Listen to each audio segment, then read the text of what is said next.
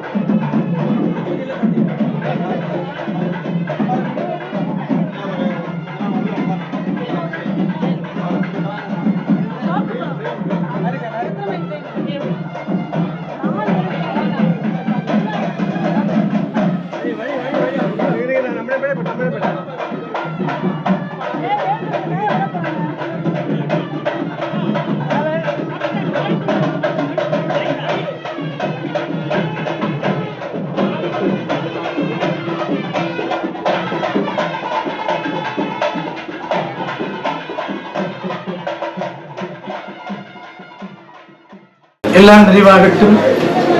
மனிதரும் தேவரும் மாயா முனிவரும் வந்து சென்னி புனிதரும் சேவடி கோமலமே ஒன்றை வாசலுமே பனிதரும் திங்களும் பாம்பும் பகிரதையும் படைத்த புனிதரும் நெய்யமென் குன்று என்னாலும் பொருந்துகவே எல்லாம் வல்ல அன்னை அங்காள பரமேஸ்வரி பறந்து விரிந்திருக்கின்ற சக்தி பராசக்தி நம்முடைய உடம்பை ஆளுகின்ற அங்காள பரமேஸ்வரி எம்பெருமான் இந்த உலகை அழிக்க ஆழகால விஷம் வந்தது.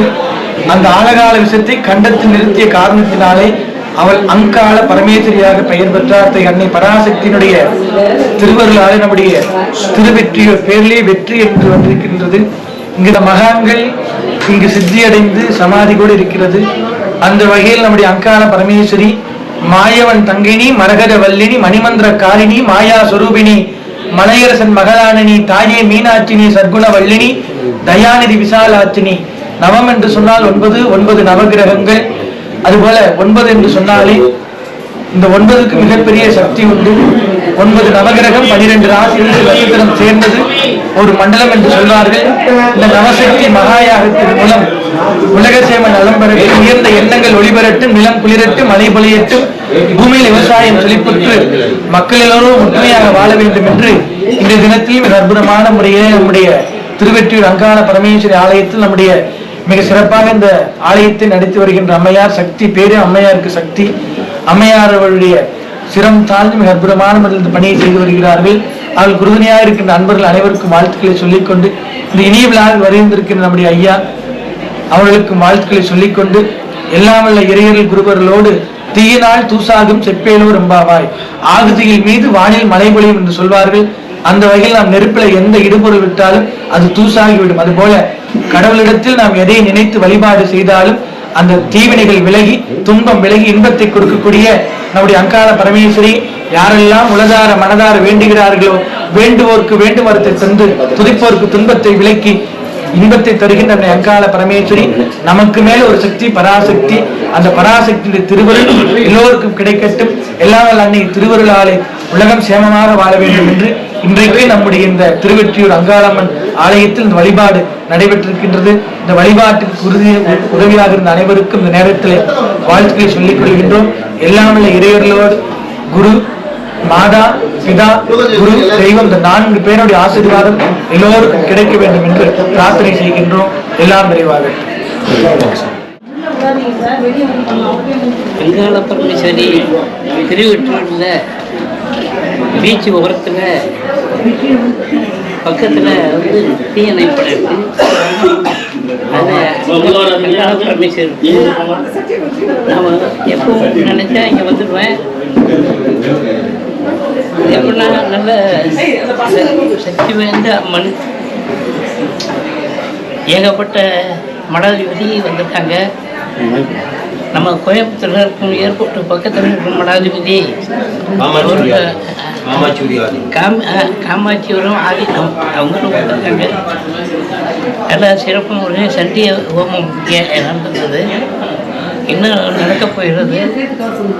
எல்லா பக்தர்களும் நான் சொன்ன அட்ரஸ்க்கு கரெக்டாக வந்துருங்க. வாரம் மாதம் சாமி கும்பிடுங்க. நல்லா இருப்பீங்க. வணக்கம்.